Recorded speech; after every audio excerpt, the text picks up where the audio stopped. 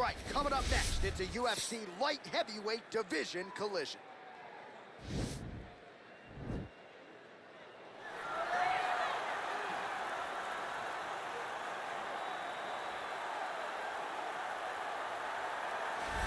Well, this dude is a submission magician. I am very thankful I am not fighting him here tonight, and it's really a case of pick your poison. He has so many different chokes in his arsenal and has been a master of getting these fights exactly where he wants them. There are black belts and there are guys like this who can do jiu-jitsu at a level that not many people, regardless of the time spent, can truly get to.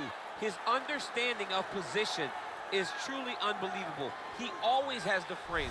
The moment you start to press into him, he's always underhooking, always looking for the next escape route, but not to get back to his feet. Right. He wants to go from bottom to top. If he's in the top position, you are constantly in danger. Don't think he can't submit you from the bottom. Right. But his position of choice will always be in the top position, sitting in that beautiful half guard. Yeah, his striking also has improved a lot, but no secret as to what he'll be trying to do in this matchup tonight. Well, here he is, folks, a true renaissance man, the future UFC Hall of Famer, Daniel Cormier. So, father of two, high school wrestling coach, two-division UFC champion.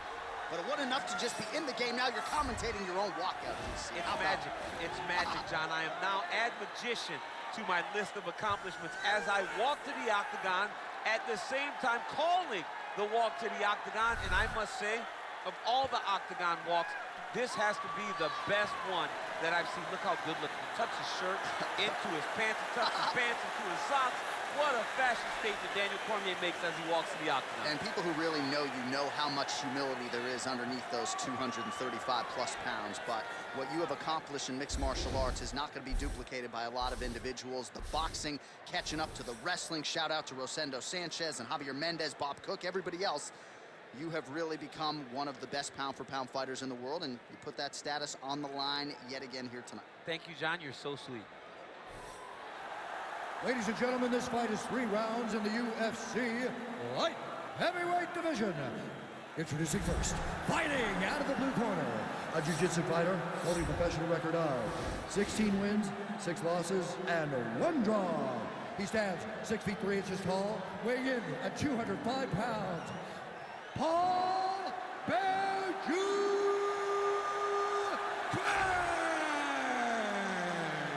And now introducing his opponent, fighting out of the red corner. This man is a wrestler, holding a professional record of 22 wins, 3 losses, and 1 no contest. He stands 5 feet 11 inches tall, weighing in at 205 pounds.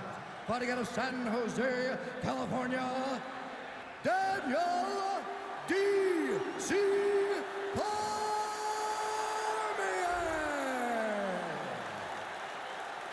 And when the action begins, our referee in charge, Herb Dean. Herb Dean, third man in the octagon for this one. You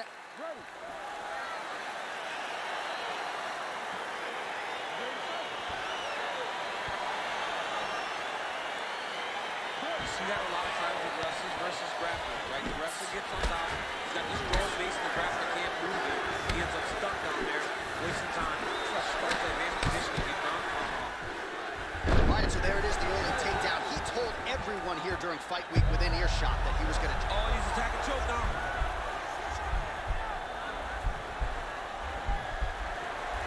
And this might just be a matter of time.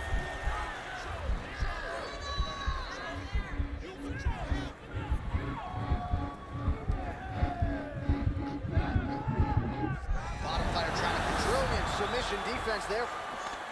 All right, full guard here, DC. What does he need to do to improve position? Well, he's got to start to build his posture, get some damage off, move the half guard, which in turn leads to more. He got his foot on the hip, and now he's throwing up a triangle attempt. He's going to try to move his left arm across to get pressure on the choke. Now he falls back into the finishing position.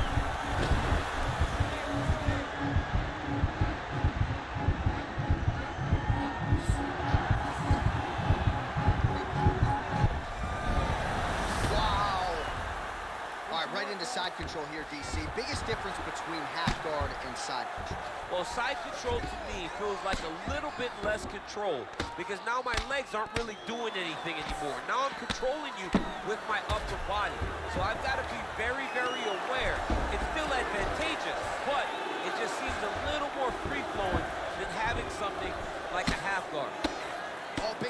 combination of ground and pound strikes here, DC. This could be the beginning of the end. I mean, you got to be very careful when you take these big ground and pound strikes.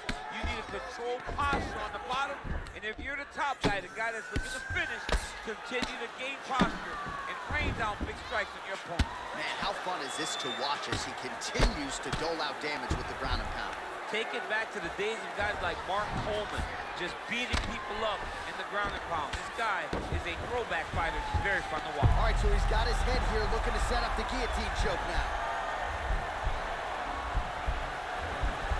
He's that guillotine. He might get a finish here.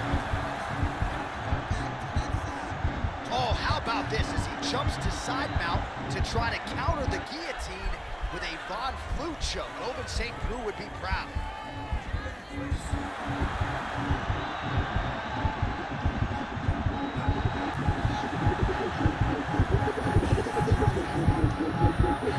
And that will do it. He got him.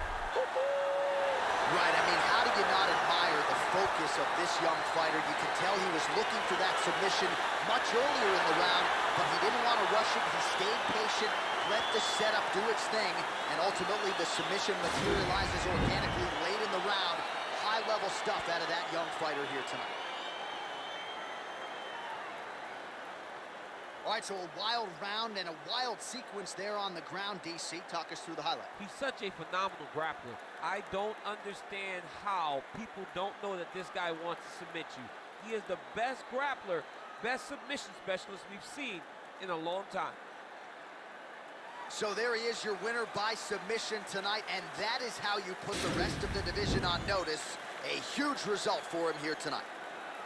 Ladies and gentlemen, referee Herb Dean is going to stop this contest at 4 minutes, 32 seconds of the very first round. For the winner by submission, Daniel D.C. Cormier.